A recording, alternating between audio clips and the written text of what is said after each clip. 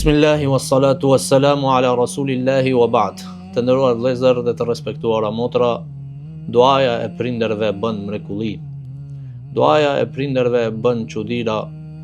Duaja e prindërve është shkak i lumturisë dhe e kundërta, duaja e prindërve mundet me qenë shkak i të gjitha fatkeqësive të kësaj bote dhe të botës tjetër.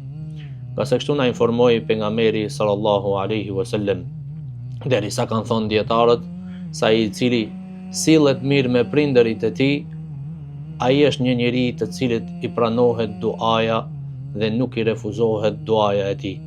Për shkak se pejgamberi sallallahu alaihi wasallam tërtha për një njeri i quajtur Uwais al-Qarani, tha: nëse e takoni atë, kërkoni prej tij që të bën dua, nga se ai është një njeri i cili i pranohet duaja.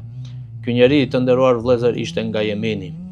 Ky njeri nuk e pengoi diçka tjetër që të shkon të takohet me pejgamberin sallallahu alaihi wasallam dhe ta merr epitetin si sahabi, vetëm se pamirësia e tij e madhe ndaj prindërve.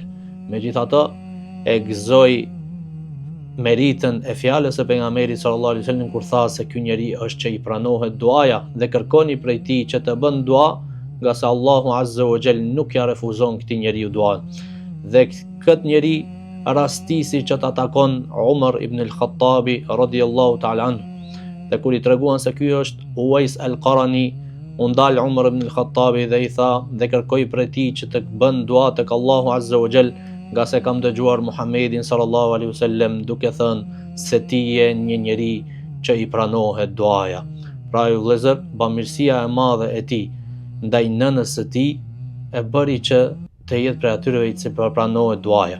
E cila ishte bamirësia? Prej bamirësive të madhe që tregohet për këtë njeri, tregohet se ky aq shumë kujdesej për nënën e tij, derisa tregohet me një histori se edhe kur shkonte për me endez zjarin, i zgjedhte drut dhe i zgjedhte karthijat që bëjnë më pak tym, që mos t'i lëtojnë syt nënës së tij prej tymit.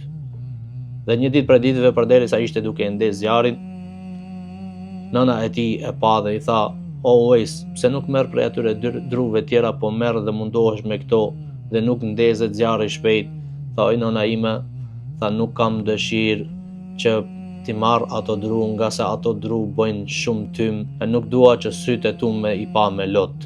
Pra kështu ishte bamirësia e Uwais al-Qarani ndaj nënës së tij.